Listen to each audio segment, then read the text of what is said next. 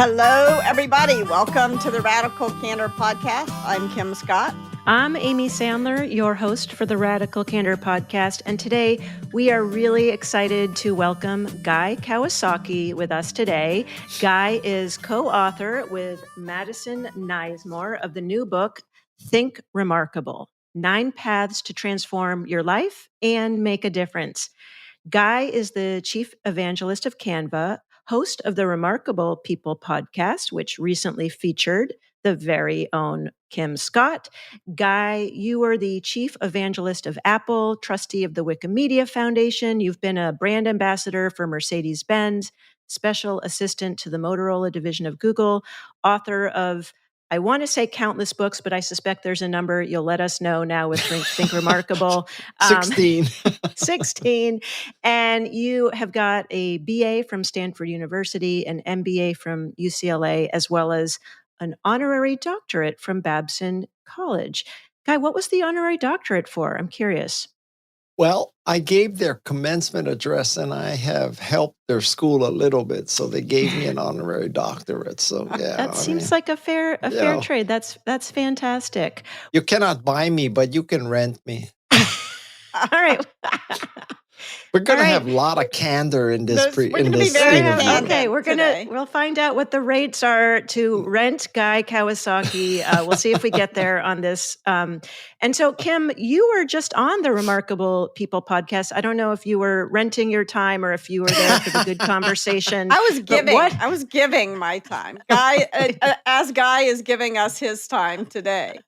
Yes. How did you and Guy get connected? Guy, I think, you tell me if this is right, but I think your team sent me a copy of your book, which I love, and that was how we got connected, right? Well, I think for the rollout of your book, maybe your PR contacted me. Okay. Right? I heard that Angela Duckworth might have been involved. Oh, you're right. It was Angela Duckworth. It was Angela Duckworth is involved in everything. Yes, she is. Yes, that was how we met. Is Angela introduced us? Awesome, Amy. You know all. Well, I listened to the podcast recently, so it's fresh in my head. Angela and a woman named Katie Milkman. Basically, whoever they say should be on my podcast gets an invite to my podcast. That's our due diligence is if Katie or Angela says, put them on, we put them on. Right. That's it. That's what happened. So my people sent you my book and your people sent me your book, but really it was Angela. all of these things are true. You want to hear a great story about how I got Angela on my podcast? Yes. See, when you have me as a guest, your podcast goes off the rails right away. I'm sure you have this list of questions, so I'm blowing through it already. All right, let's just talk. Okay, well, my first question was to say, what's the first question you would ask Guy Kawasaki, since you've already hosted so many episodes? So I guess the first question is a story that goes off the rails. Okay. Tell us. So I'll tell you the story. So I have been trying to get Angela Duckworth for a long, long time. She never answers my email or anything, right? Now, I have this attitude of defaulting to yes. It's kind of one of my best practices. So I kind of say yes to everybody when they want me on their podcast. So one day I'm on this podcast and I'm starting. And, this is this period that we just went through of, we're checking equipment and all that. And I say to the person, I'm the guest now. I'm not the podcaster. I'm the guest. I say to the person, so tell me a little bit about yourself. She goes, oh, I'm 16 years old. I'm a high school student in, Tuscaloosa, Alabama. And I'm saying to myself, God, why did you say yes? I mean, it's like her mother, her father, and her cousins are listening to her podcast. Why are you doing this, freshman at Tuscaloosa High? Why are you doing our podcast? Anyway, extremely bright woman.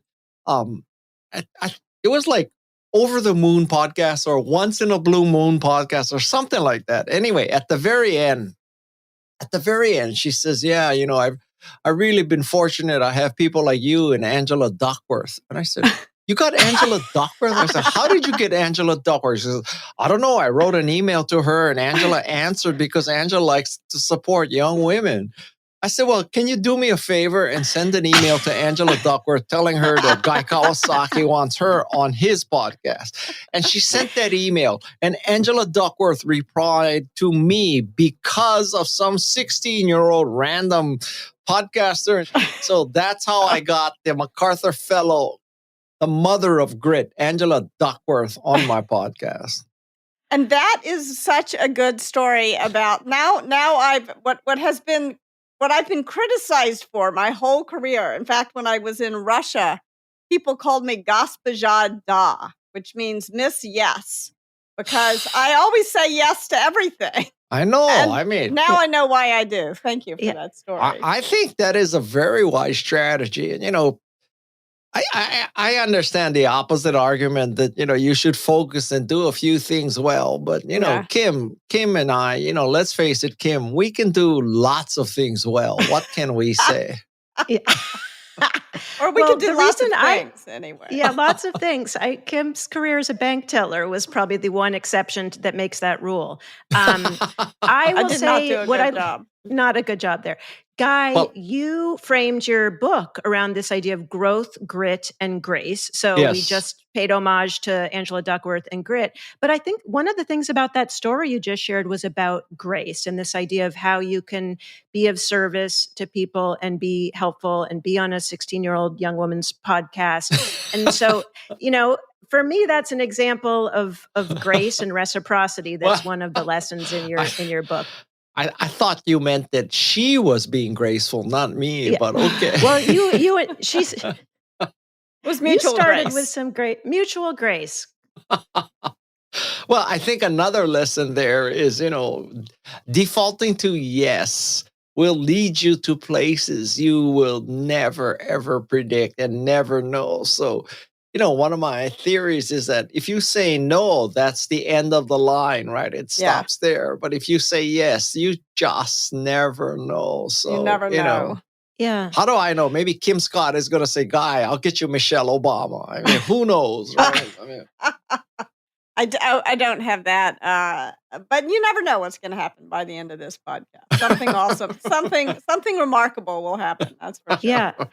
Well, and the reason I also love that story is this idea of remarkable people, which is the title of your podcast. The book is Think Remarkable. And one of the things Kim and I were just chatting about was that everyone is remarkable and that, the 16-year-old hosting the podcast can be remarkable. So in your own words, what does remarkable mean to you and why the framing on remarkable? Well, remarkable means to me that you have made or are making a difference and you're making the world a better place. So, my podcast is called Remarkable People, not rich people, not famous people. And I can tell you, not elite people. with great pride, I tell you that there has been no private equity or hedge fund billionaire on my podcast, and they never will. The only one I would put on is Warren Buffett, but that's it. Nobody else. None of these people who are trying to, take out the plagiarism of Harvard and, now that all the world problems are solved, we got to go after plagiarism in the Ivy League. That's my top priority. Those people will not be on my podcast. Yeah, I think I love that. And I also love, the book is such a labor of love and an act of generosity to help people feel inspired early in their career about how can they, in their own unique way, be remarkable. There's not just one way. No, not at to all. be Yeah, remarkable. Listen, I don't want people to get the impression that you have to be Jane Goodall or Steve Jobs to be remarkable. You can fix one person, one team, one classroom, one stream. You can fix your own life and be remarkable. So, I don't want people to get the impression that you have to be Jane Goodall, although it wouldn't be bad to be Jane Goodall, quite frankly. I think she's the most remarkable person alive today. Yeah, I agree. And she says yes to everything. She spoke at my son's school, at his high school. To a group of high schoolers. Yeah, no, I love that. Yeah. I have another theory that if you want if you want something, you should ask busy people, because I think a lot of people on the outside looking in saying, "There's no way I'm going to get Angela Duckworth. There's no way I'm going to get Jane Goodall." So they self-select and they chicken out and they don't ask. So that people like me and Kim were sitting here going, "We got nothing to do today. Like nobody's asking us to do anything." We got time. There's always time, there's always space, and there's always money. It's just a trade-off between them. Not in that order. Not in that order. But if you don't have any money and you don't have any time, you find some space, Well, I have to say the forward in your book, having Jane Goodall there, who is one of my heroes for sure, and I think she was the first guest on your podcast. Yes. And I am really curious, this link from your perspective, Guy, around nature and how we all can have a remarkable relationship with nature. Because in the book, not only did you feature Jane Goodall, but you also talked about getting stoked by oaks. Was that the phrase? Like how you can grow oak trees. And then you and Kim talked about growing poppies. And so tell me about nature. That's something that I think each of us can develop a better relationship with nature. Well, okay. In a rare moment of blatant honesty and humility, I mean, I don't want you to think I'm like Greta Thunberg, 70 years old and Asian American. Okay, I'm not. I mean, I'm not. Like I've owned cars with like less than 10 miles per gallon. God forbid it. I have flown on private planes, but I mean, I don't fly on private planes anymore. I mean, listen, Clarence Thomas is not flying with me. Let me just put it that way. Okay. So unless he's on Southwest. So, but I think the thing that I come into nature contact the most is surfing. I surf almost every day, like literally almost every day. And you cannot surf and not appreciate, what nature is to you. But can I try to derail you again? Yeah, but before you do, I want to ask you a question. Did you read Barbarian? Kim likes to derail too. So yeah, this Amy is going to have a hard time today. Did you read Barbarian Days about surfing? Oh yes. Pulitzer Prize book about surfing. Of course, I read that book. Yeah. It's so good. Yeah. All right. Well, maybe you can teach me to surf, and I'll come plant poppies around your oak trees. Okay, that works for me. All right. So what's your derailing? Yeah, where were you derailing us? Okay. So, if you were writing a book like my kind of book, who could be a better person to write your foreword than Jane Goodall? Nobody. So anyway, I have to take you back in time, and the story I'm going to tell you, it just proves what Steve Jobs said, is you cannot connect the dots looking forward. You can only connect them looking backward. So let me connect the dots for you. So I was born and raised in Honolulu, Hawaii, in a relatively poor part. And I was at a public school, elementary school. Elementary school teacher tells my parents, take me out of this school system, put me into a private school system so I can go to college. My parents, God bless them, listened to her. Wow. And they made the sacrifice to put me into this school.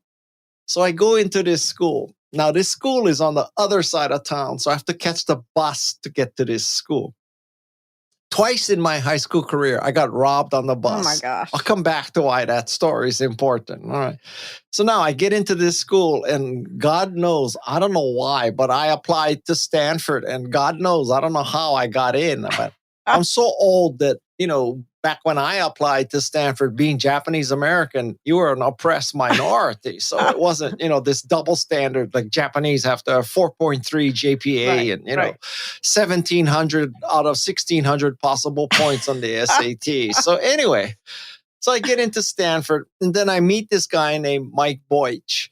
And he and I shared an interest, because back when I was in high school, third high school story, a family friend gave me a ride in his Porsche 911. And I came out of that car and I said, Guy, this is why you should study. This is why you should work hard. Forget changing the world. Just change the car. Okay. So now, fast forward, I'm at Stanford and I meet Mike Boych, and we become friends because we both love cars. The difference between him and me is that he has nice cars and I want nice cars. Anyway, so now fast forward again, and Mike Boych gave me the job at Apple because Oh. I was his friend. So I Wow. am living proof that nepotism can work out. Because I had a psych degree, I worked for a jewelry company. There was nothing on paper that would make a recruiter look at me and say, oh, yeah, let's bet Macintosh software evangelism on an ex-jewelry schlepper who has a psych degree, not one computer class in his background. So anyway, so now I get into Apple and I do well. I'm very visible. Fast forward another few years, and I get this email out of the blue that says Jane Goodall is going to come and speak at TEDx. I'm the executive director of TEDx Palo Alto. I want you to moderate her on stage. I don't know you personally. You don't know me personally, but I know of you because of your Macintosh background. That's another lesson here, that it's not important who you know, but it's truly important who knows of you, which is key difference. Yes. So this woman knows of me. I, of course, accept this. I become friends with Jane Goodall. And then I started my podcast, and when I started my podcast, I was like, who's the best person for your first guest? Yeah. Jane Goodall. and I can tell you something, Kim and Amy, when Jane Goodall is your first guest, it's pretty easy to get follow-on guests because, they ask, well, who else has been on your podcast, Guy? So I don't know. Have you heard of a woman named Jane Goodall? She was on my podcast. That's the kind of company you'll be in. Wow. And not one schmuck said, oh, yeah, no, I've never heard of her. You only have B players, so I'm not going to be on your podcast. I'm saving myself for Joe Rogan, So anyway, I'm telling you that whole story. So that's how I got to Jane Goodall, because a sixth grade teacher convinced my parents to put me into a private school. That's amazing. One of the things that I wonder what you think about this at Apple. One of the stories that was maybe apocryphal, maybe true, was Steve Jobs comparing debate at Apple to a rock tumbler. And he says, you go out. He told the story from being a kid, and his neighbor sent him out into the yard to get 3 or 4 ordinary. Don't go get the most exceptional stones in the yard, but just go get 3 ordinary stones. And you put them in this rock tumbler, and there's a lot of noise, a lot of friction, but 3 days later out come these beautifully polished stones. And he likened debate on our discussion on a team to a rock tumbler. And I think, like, when any of us get into the right situation, and the right situation for us, that's when we can become remarkable. So what do you think about that? Like, I like that theory. And in a sense, I'll give you the first part of the book is about the growth mindset, it's basically an homage to Carol Dweck. Yes. Because Carol Dweck is the mother of the growth mindset right now. Fast forward, and there's a protege of Carol Dweck named Mary Murphy, and she's also a professor. And she writes a book, and she brings this insight to Carol that says, Carol, a growth mindset is basically inside somebody's head, right? You either believe you can grow or you can't, or you believe you're fixed or you're not. So it's inside somebody's head. But there's another factor, Carol, that you don't address, which is the environment you're in. Yes. Because if you have a growth mindset in a growth mindset organization, you'll do well. But if you have a growth mindset inside a fixed mindset organization, you're going to suck. Yeah, you're going to bang your head against the wall. I think that's a very important lesson there. Yeah. That, it's not just the mindset. I mean, if you worked at Apple, they had a growth mindset in the company, not just in the people. And Guy, it's interesting because, like, when you're talking about the environment, that you were at Stanford and you were able to connect the dots, and your parents were able to support you to get to Stanford, and then you met the guy, Mike, was that his name, who had the car and then connected you to Apple. And one of the things you talk about in your book is that, encouraging employers to not necessarily hire focus just on formal education, wanting to democratize that. But how do we democratize the meeting of the person like Mike who can get me into the job at Apple, and so on and so forth? How can you create more of those connections? Well, I think you need to hear some of these examples. And I think too many HR decisions or recruiting decisions, they're made, primarily on your educational background and your work experience. But I ask that people throw in a third thing, which is, does the candidate love what we do? Because Yeah. love conquers all. Yes. And, like here we have a non-technical ex-jeweler, right? And he has a major in psych from Stanford because that's the easiest major at Stanford that's possible. So, he's like, I'm everything wrong for that. And here I am. So I hope people listening to this will say, you have the right backgrounds and, educationally and work experience, but really what attracts us to you is that you love the product. It's Canva, it's Macintosh, it's Android. I don't care what it is, but you got to love the product. I think that goes a long, long way. Yeah. And you got to love what you're going to do. You got to love your role in building the product. Well, I only wish that people knew as they were going into a company that they're going to love what they're going to do. Yes. That's not always true. Yeah. But like actually, he was at Apple University too, Richard Tedlow. He used to ask a very good question. This is one of my favorite professors from business school who is also at Apple University. And Richard used to ask, do you want to be a manager or do you want to do the thing that managers do?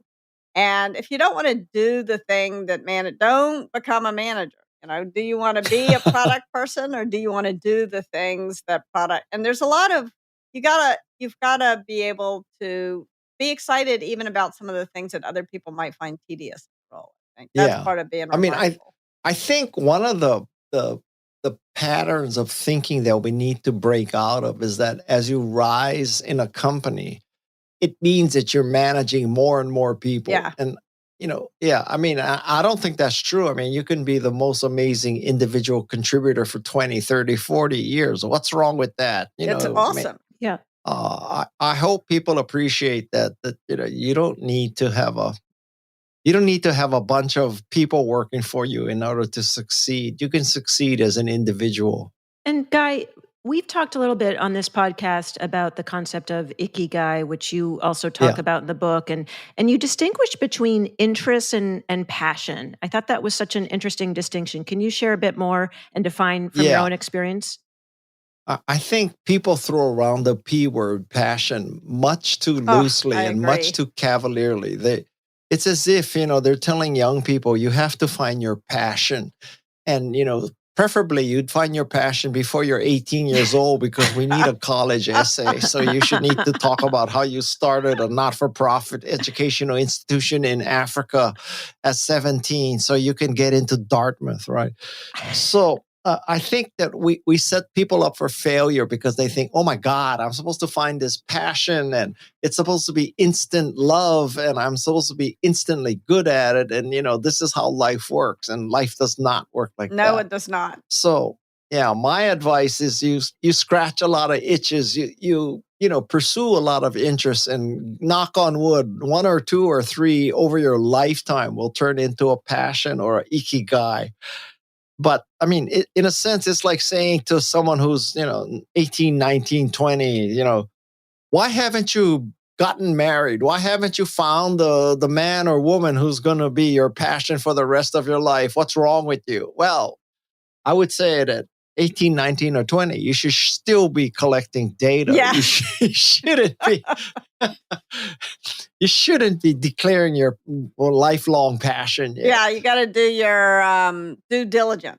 You're doing your due diligence. You got to plant a lot of oaks. Yes. Until you figure out which one is going to survive. I so agree with that. I mean, I think that, in fact, I was very proud of my son recently. He was asked to write some essay about, what's his passion. And he's like, I want to be just a kid.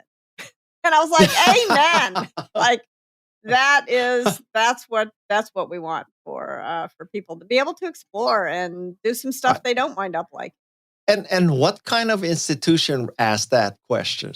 It was a private school, High school or college? High school. They asked. A high school is asking, what's your passion? Yeah. Or tell us what's your superpower. I'm like, I'm a kid. That's my superpower. I'm just a kid.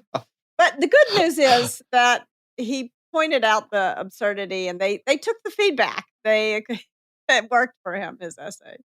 If somebody can look back and say, I knew this was the one thing to do, I knew this was my passion, I would say that person is very selectively remembering the Yes, past. yeah. I mean, it was. I had a mentor who said to me once, only about 1% of us really know what we want to do when we grow up. And I was 30 at the time, so I wasn't a child. And he said, and they confuse the hell out of the other 99% of us. And that feels really true to me.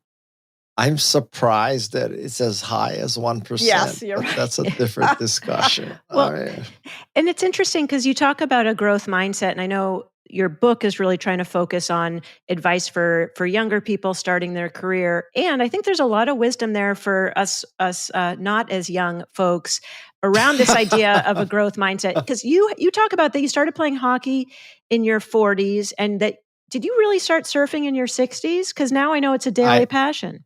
Or interest. Is it an interest or a passion? I don't want to put words in your mouth.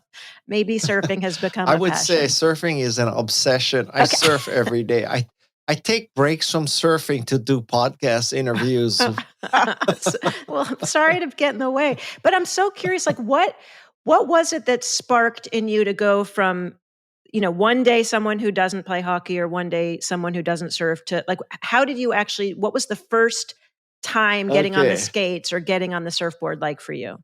All right. So for a birthday party, my wife and 2 sons, we went to the San Jose Sharks game. We never had seen hockey before. I'm from Hawaii. I'd never seen hockey. I mean, we have shave ice. We don't have hockey. So we go to the Sharks game and we love the game because hockey is just this beautiful combination of it's war and it's strategy and it's violence and it's also ballet. It's a very, very great game. And, unlike soccer or football, depending on how you want to label it, in soccer, they're like the ball always goes out of bounds. And then, somebody gets tripped and he's writhing on the ground as if he's broken his leg. And then 30 seconds later, he's, back in action like nothing. Like, that's I know that's like professional wrestling meets soccer, right? It's such a bullshit thing. So and so in hockey the puck hardly ever goes out of bounds, and if you were to flop around like that in a hockey game, you would be humiliated because all these hardcore Canadians, they would be pissing on your grave if you did that. Anyway, so we because we're Silicon Valley parents and we indulge our kids in everything, they say to us, Mom and Dad, we want to try hockey. Of course you want to try hockey. Just don't try wingsuiting. So we get them in this hockey class and then my wife says, honey, I don't want you to be like other Silicon Valley executives, with your BlackBerry and you're sitting on the sidelines or behind the glass and you're just like, when your son's on the ice, you look up and you look up from your BlackBerry and watch for 60 seconds and then you're back to your BlackBerry. I want you to involve with our kid's life. So I want you to take up hockey too. And, I listened to my wife, so I took up hockey and then I loved hockey. And it's similar thing with my daughter. My daughter got really into surfing and I said, okay, so, here we go, hockey too. And then I fell in love with surfing. And so my parenting has been kind of like this, that rather than trying to force my kids to take up what I take up or what I love, I take up what they love. It's a lot less friction. So it's not like, I force my kids to be marketers, right? You take up hockey, I'll take up hockey. You take up surfing, I'll take up surfing. But I alluded to this earlier. My other son is a wingsuiter, and I draw the line there. I mean, I want to look really good at my wake, so I'm not doing wingsuiting. What is that? Where you jump out of a plane and like you're a squirrel. Yeah. But you could do iFly. Have you tried that? Yeah, the thing in Las Vegas. No, they have one right here in the Bay Area. That was what I did with my daughter during COVID. You mean the jet engine? Yeah, thing? it just blows air and you but there's no danger because Oh, even if yeah, the electricity goes out, you only fall. It's fun. I but recommend it. but Kim, I work for Apple, so people who are blowing hot air at me for years, I don't want to get back into that situation. It's not hot air, it's cold air. There you go. Big difference. Big difference.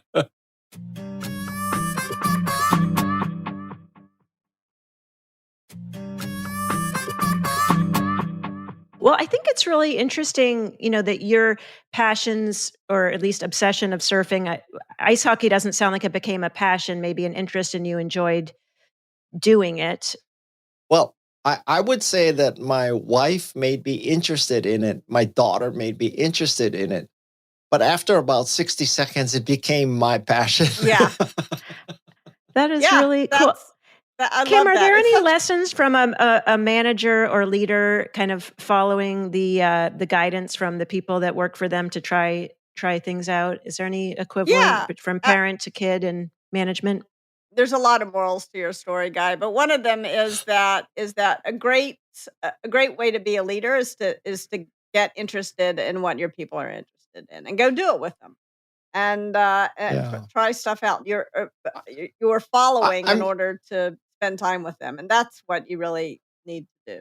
Imagine all the people who have taken up golf because their manager took up or Yeah. likes to play golf, Yeah. right? So that's how they're gonna like get quality time, and they're gonna suck up to them on the golf course, or then they Yeah. gotta go to the strip club and oh my God, Yeah. just Yeah.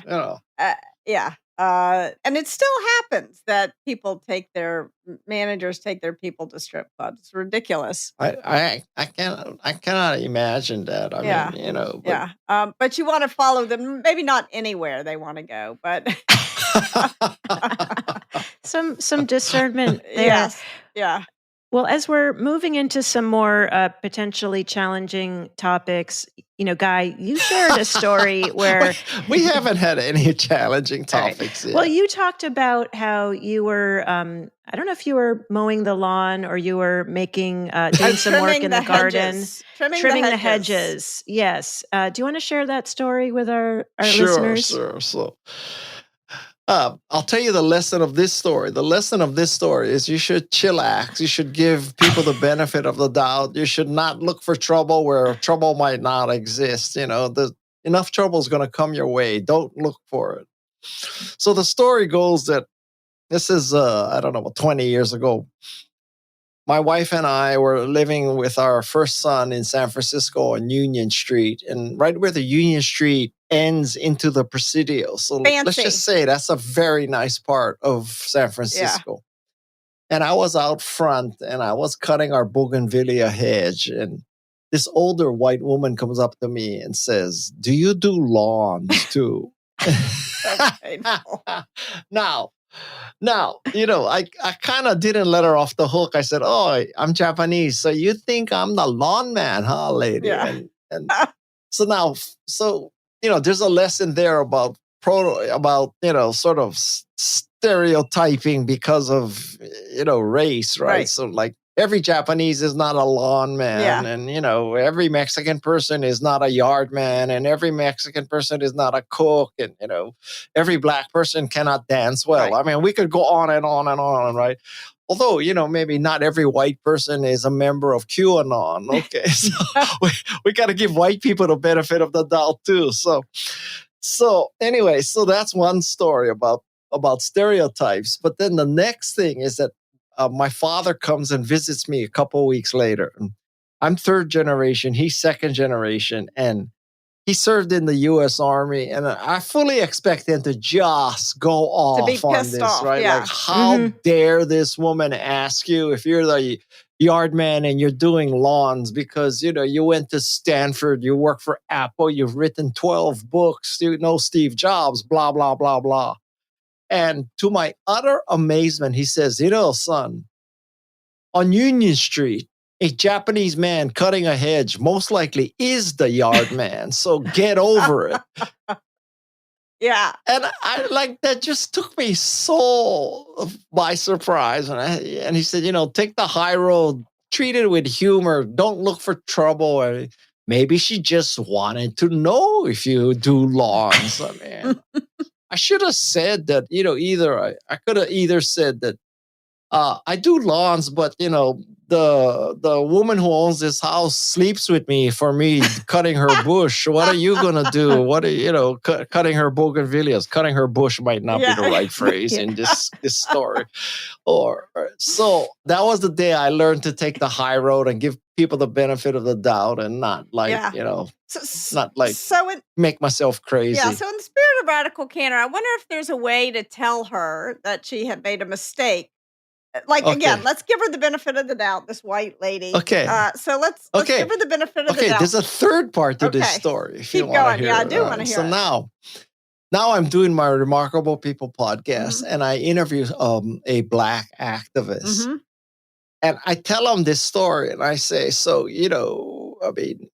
do you think that's optimal? He goes, Guy, I mean, what you should do in that kind of circumstance is treat it as a learning opportunity. Yes. And you should very calmly say to that woman, some people might find something like that offensive because you think that because I'm Japanese, I'm the yard man. I'm not the yard man. So I don't know if you even know if you're doing this, but you should appreciate the fact that some people might be offended by the racial stereotyping. And she said, you should treat that as a learning opportunity for the other person. And if you just don't say anything, she might never know that it was considered offensive. Yeah, she might never know, or she might realize and feel like a jackass, but it would be easier.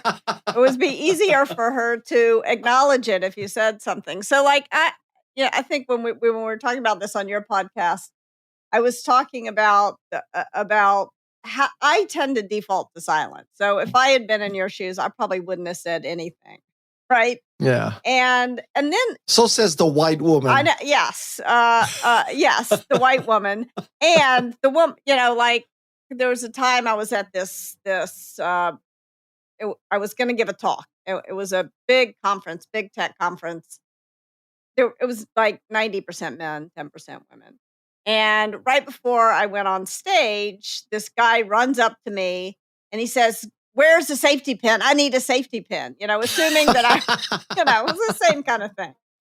And I didn't say anything to him, but I'm still kind of annoyed with myself for not saying anything to him, because the problem was I just kind of looked at him like, "What's your problem?" and went on stage. And then he thought he was getting bad service.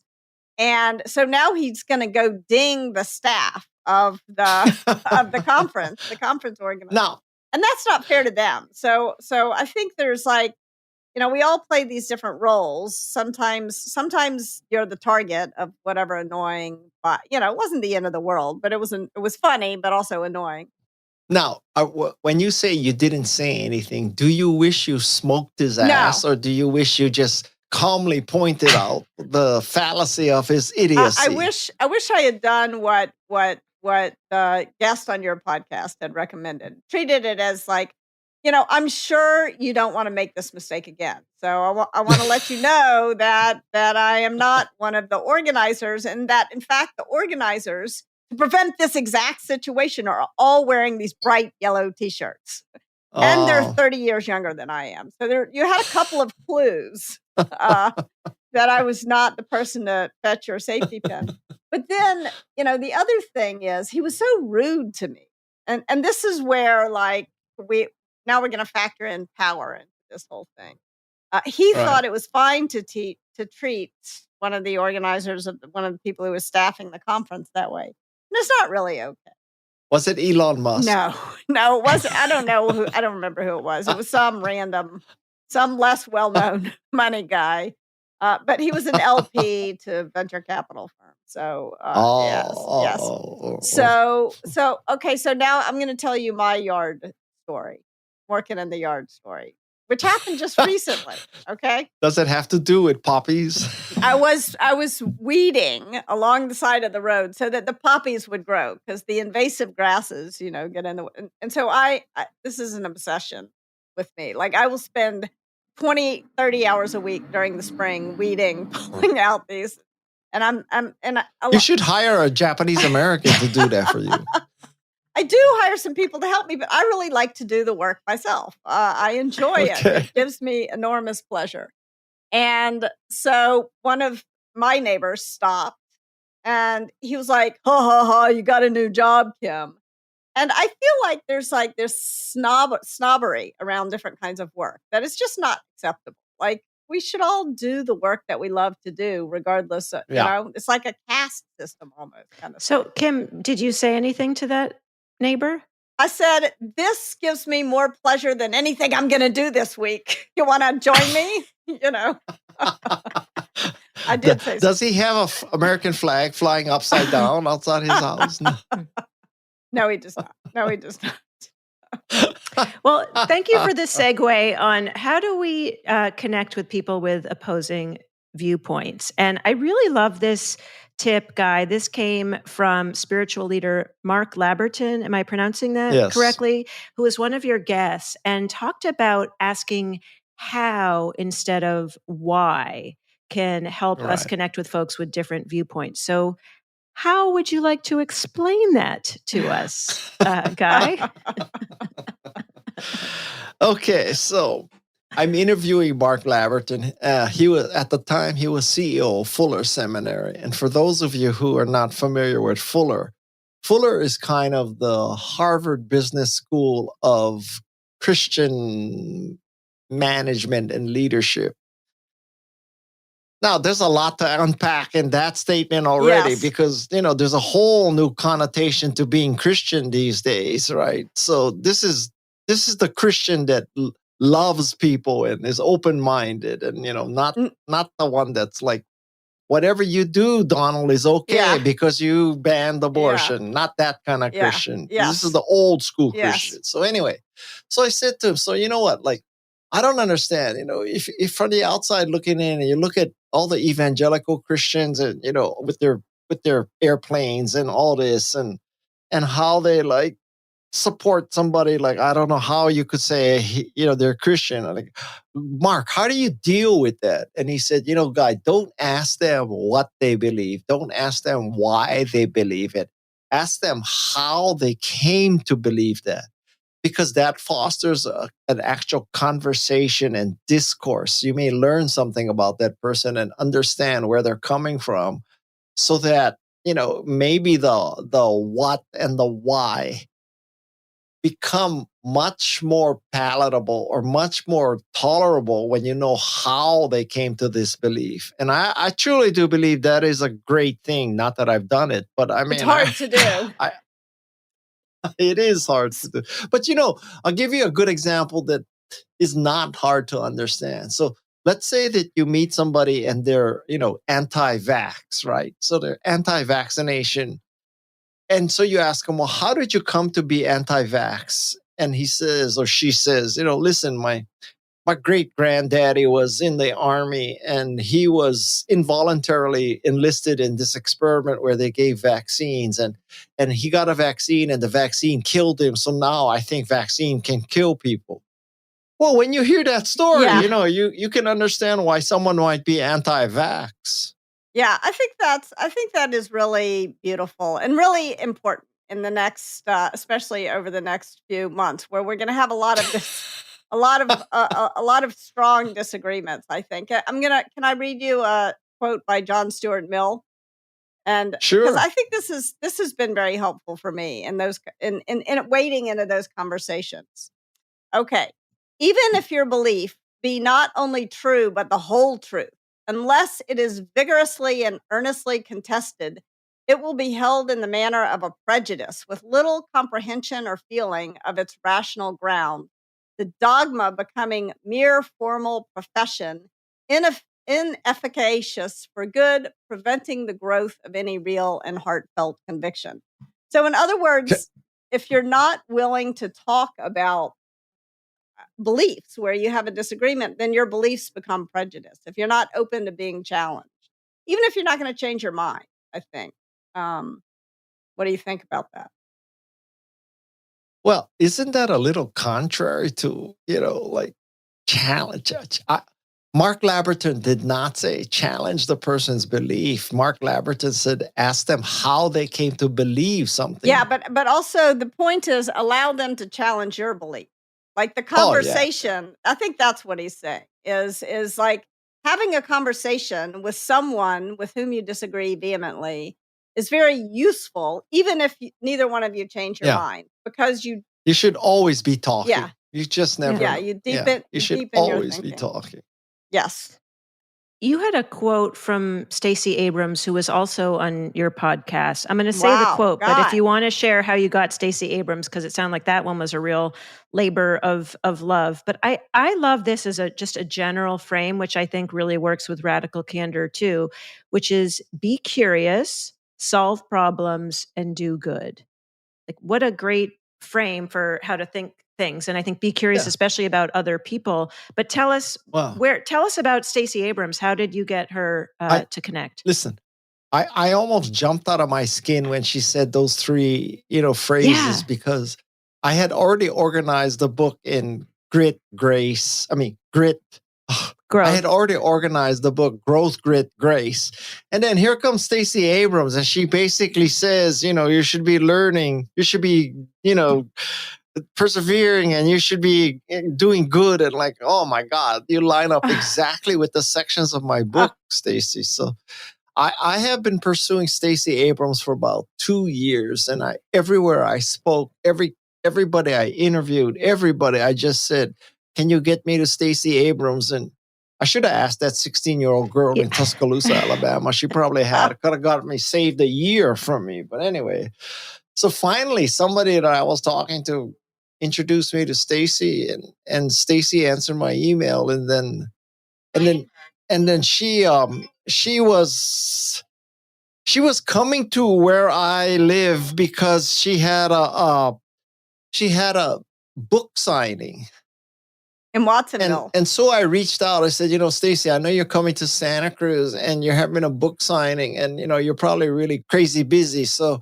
I have a spare house. You can stay in the house, and then before you go to the signing, you can hide out and have peace. And then I swear to God, I thought I'm like, probably her security detail thought, oh, this is a guy who's trying to kidnap her, and it's gonna like, who the hell is this guy? So I sent people my LinkedIn profile to show that I'm not a random, not okay. And anyway, so she ended up working in our house that afternoon before she went to her signing. So we don't let anybody else sit in that chair. That's the Stacey Abrams chair. So I love that. I have a bunch of questions, but since you are a podcast host, like what question do you want me to ask you right in this moment? What's feeling interesting and important? I don't care. You just ask me whatever you want to ask me. I don't care. All right. Well, one of them is about I'm not imposter a control freak. One of them is about imposter syndrome. But since you said about not being a control freak, like that feels like another message that I took away from your book, which is especially about reciprocity and grace, of like doing things saying yes, doing things to be of service, but without necessarily having the idea of exactly how it's going to look. Like, I'm doing this thing for you, Guy, and I'm expecting this in back. Like there's sort of that letting go. Do you want to share more about that? Well, I have come to believe that, defaulting to yes is long-term very good policy. And I also believe that there is a karmic scoreboard in the sky, and somebody or something is keeping track. Like, are you helping people, or are you just trying to get help? And I think that there's a scoreboard, and whether you believe in God or not, I have this, I know I'm theologically wrong, but I have this belief that, well, just in case there's God and I get up there to the top of the escalator and, he or she, it's probably she, they. and she asked me, so, why should I let you into the pearly gates of heaven? And I don't want to say, well, I gave a building to Stanford, or that's not getting you in. I got rid of plagiarism at Harvard, or I ensured people could have weapons. I want to say that I help people make a difference, and I help them be remarkable. and I help them realize their dreams with my books and my writing and my podcasting. So that's why you should let me into heaven. And I'm pretty confident I'll get in. And now let's say that God does not exist, but my logic is that, nobody really knows if God exists or not. So we're talking about eternity. So why take a chance, right? This is Yeah. do not take a chance. This is not something you just roll the dice with. I also think on a very practical sense that, oh my goodness, it's much easier to be positive and negative than negative. And it's much easier to help people than to always be coming up with reasons why you cannot do things. So Yeah. It's a happier way to live while we're here. it is a happy is easy. It's angry that's hard. Like exhausting, angry. Well, it is exhausting. You do talk about, and I love that you mentioned Julia Cameron. I did The Artist's Way ages ago. I love that book and that program, and sort of the inner self-critic as well as imposter syndrome. You talked about both of those things. And so I'm curious, what lessons do you have for those of us who are really hard on ourselves? So maybe the default is actually to be really more critical and, I don't think I'm capable of being remarkable. Okay, so here's the interesting thing that, I've interviewed about 250 people, of which maybe 60 or 70% were women. I have more women than men on my podcast because, quite frankly, there's more remarkable women than men, but that's a different discussion. So anyway, I can tell you one of the astounding facts is that many, many highly accomplished women told me they had imposter syndrome. Not one man said they had imposter syndrome. Wow. What do you think of that? Like, I believe that. I think, it's. I have twins, a boy and a girl, and it was really interesting to me. From a very young, one of my favorite stories about my son. He's going to be mad at me, but we used to go to this farm every weekend called Hidden Villa, right around the corner. Oh yeah.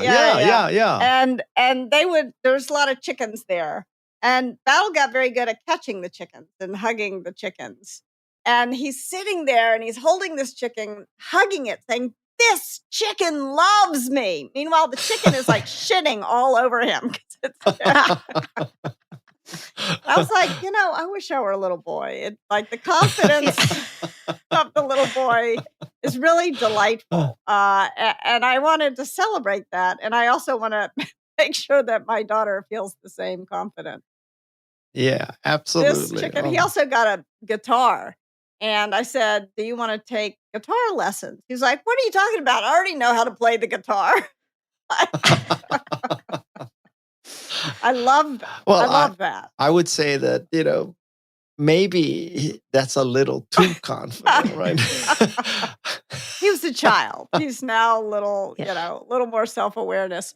But I do think that there is, I don't think imposter syndrome is something I want to impose on my son. I think it's something I want to remove from my daughter. Yeah. That's a good point. That's an excellent point. Yes. Were there any tips from your guest, Guy, around kind of overcoming imposter syndrome that you think would be helpful to share? Well, I can give you some. So number one is just recognize the fact that it is imposter syndrome. When you look around the room and you say, "Oh, I'm a fake. I'm not as good as these people. They're going to discover this and, they're going to out me." That's called the imposter syndrome. And the very fact that it's labeled an imposter syndrome and in the general vernacular and conversation means that, guess what? It's very common. Yeah. Right? Yeah. It's a very common syndrome. So the very fact that it has a name like that and it's well known means that lots of people have it. You are not alone. In fact, I would make the case that if you had a choice between having imposter syndrome and you had the, sort of "This chicken loves me," entitlement syndrome, yeah. If I had to choose between imposter or entitlement syndrome, I pick imposter syndrome all day long. Yes, that is true. So that's number one, realizing that lots of people have it. And then number two is, you just got to step back and look at all the positive things that I've done. I am not an imposter. You just need to convince yourself of that and surround yourself with people who are positive, not tearing you down. How did you do that at Apple? Apple was a pretty confident. I found it like I've been in a lot of environments. I found sometimes Well, Apple could be a bit intimidating. you could make the case. So here's Guy Kawasaki, right? So he has a BA at the easiest major at Stanford psychology. His background was schlepping and counting diamonds. And now he's with these PhD students from Carnegie Mellon and Steve Jobs and, all these people. Did Guy have an imposter syndrome? Yeah, maybe for 2 weeks. But anyway. So what was your solution? I don't know.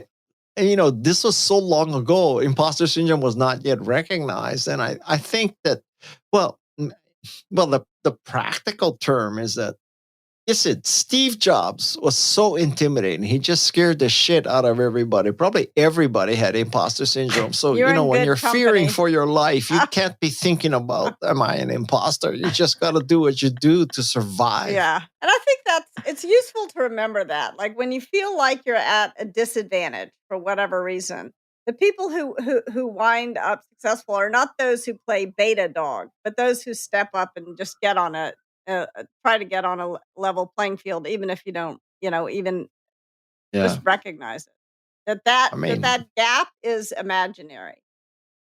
It is imaginary. And I also think that, we're talking about complex things because it's a fine line between you got to believe that gap is imaginary. And then if you go too far, then you start believing that you are superior to everybody. And I'm telling you, it's better to believe that there's a gap than to believe that, you are entitled to everything. Yeah. Better. That's a lot harder to beat the shit out of. Yes. Totally agree. Yeah, you don't want to put yourself up here or down here. You want to get on the same. Yeah, you should. I have come to believe, Kim and Amy, that over the course of my life, I've come to believe that everybody you meet is better at something than you. Everybody. Yes. And it could be surfing, it could be hockey, it could be making tacos, it could be cooking, it could be, I don't know, violin, whatever, but you are not the center of the world. That is the truth. Yes, there's no such thing as a B player. Everybody's great at something. Yeah, and remarkable. Everybody's great at something. Yeah. Everybody's remarkable. But nobody's great at everything. Yeah. Guy, I have one more question and then one reflection before we close. And I want to make sure that I bring in, because I think, Kim talks a lot about getting stuff or shit done in the book Radical Candor. And on your podcast, in your book, you talk about Harvard professor Ellen Langer's wisdom about making the decision right versus making the right decision. And that feels especially relevant now. So can you share why that rang such alarm bells for you? This really rang a very loud bell, although I'm deaf, so that's not a good metaphor. But anyway, so basically Ellen Langer said, we spend so much time with artificial intelligence and big data and all that. We're trying to make this perfect decision and we tie ourselves in knots trying to make this perfect decision. And you cannot predict the future. You don't know what's going to happen. So a better attitude is you take your best shot and then you just make your decision right. And I heard that. I said, God damn, that is some wisdom there. I mean, people think if you make a decision careful enough, you're going to make the right decision. And then it's all easy after you make the right decision. But A, you're not going to make the right decision. And B, it's not going to be easy. So you should just figure out that, whatever you decide, you make your decision right. And that is one of the most important things that I learned. In you can apply it to surfing too. When you're out there surfing and you're 90% of surfing is looking for and finding the right wave and the right speed, the right height, the right direction, the right everything. And then at some point you just turn and you paddle and then you discover, this wasn't the right wave. But then at that point, you're committed. You just have to make your decision right. You're committed, as you say. You got to make your decision right, and you get a ride out of a wave that was not ideal. And that's how surfing works. I think that's how life works. That is such a good metaphor. I'm using it today. Okay. All Feel right. free. It is a great one. And I actually like the using ride and wave and coming up with a rave. That we can coin that as well when you're doing the ride and the wave. Last thing, you and Kim have a lot in common, even though you just met recently.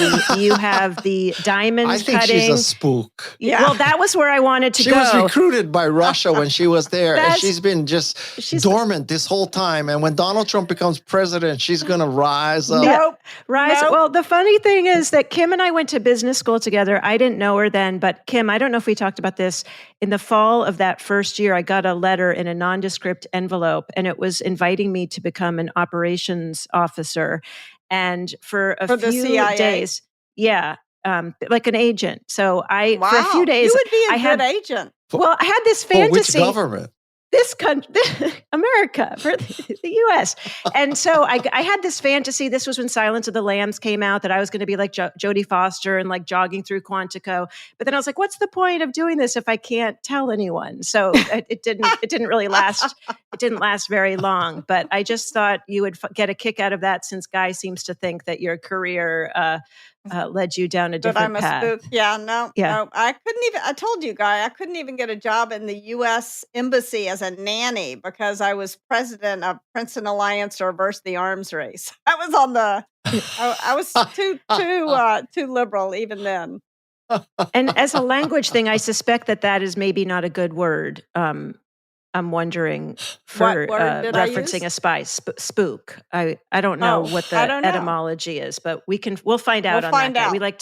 We like to call out our own internal biases It's on so that. interesting when you look at etymology of words, how many of the words that I like to use, because I like colorful language, are deeply problematic in their origin.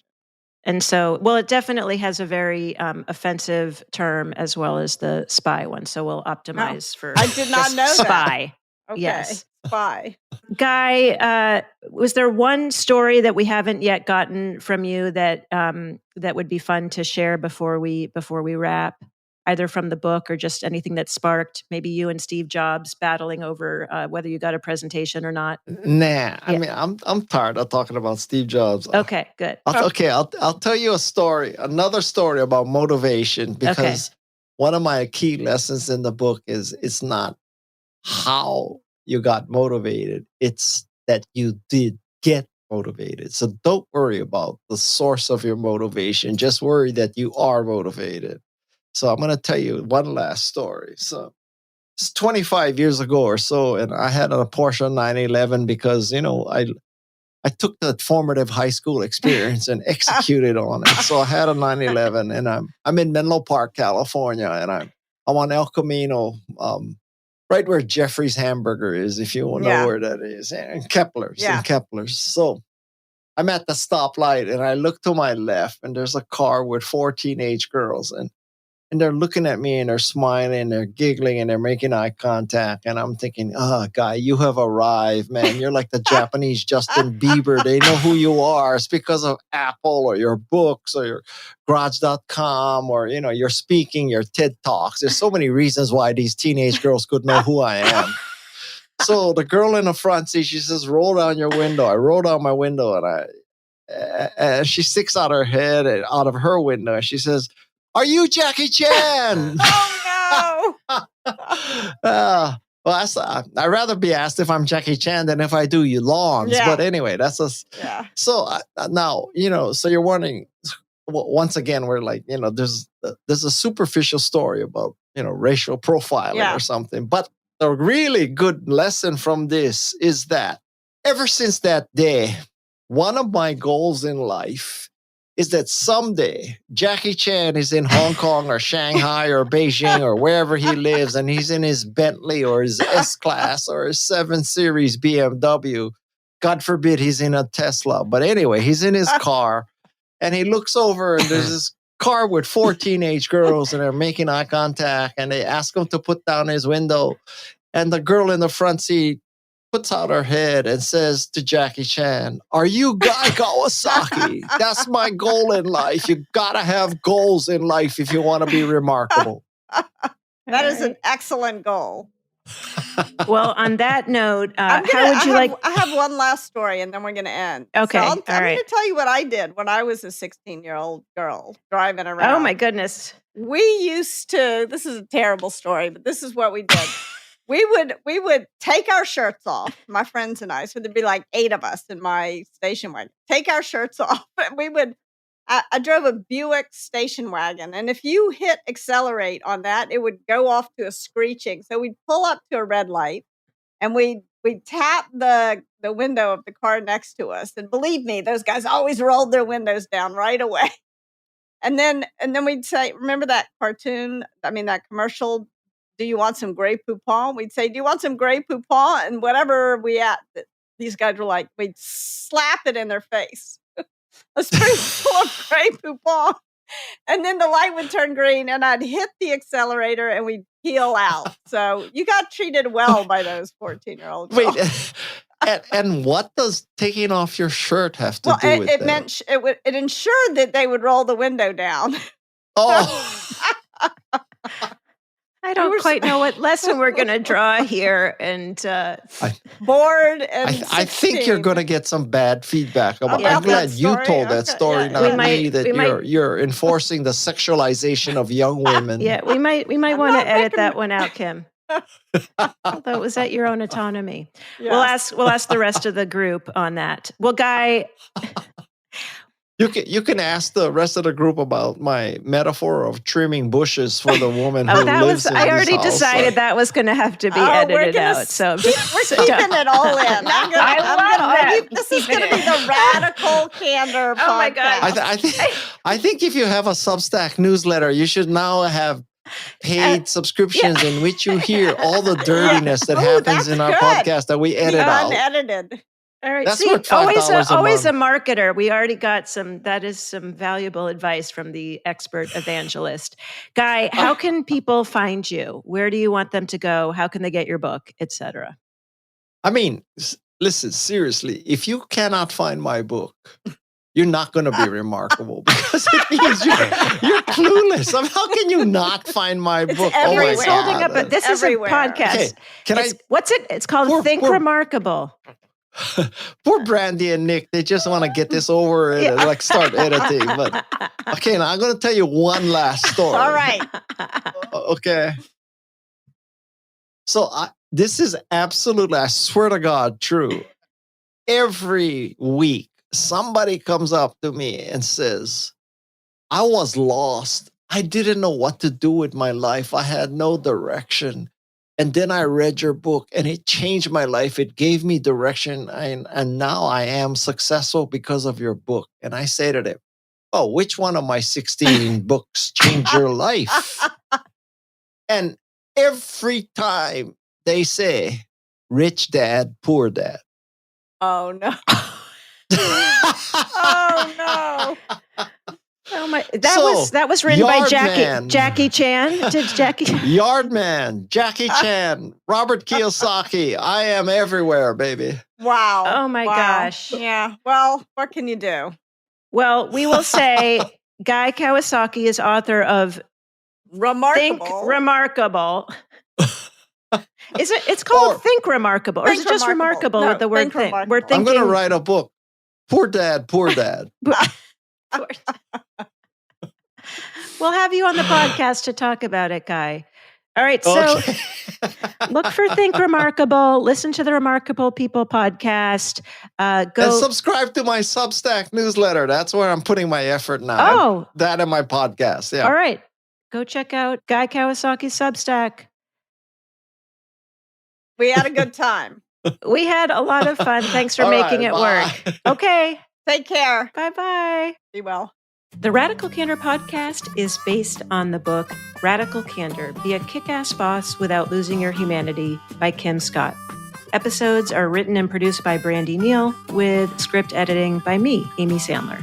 The show features Radical Candor co-founders Kim Scott and Jason Rosoff and is hosted by me, still Amy Sandler. Nick Carissimi is our audio engineer.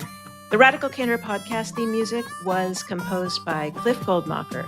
Follow us on LinkedIn, Radical Candor the company, and visit us at radicalcandor.com.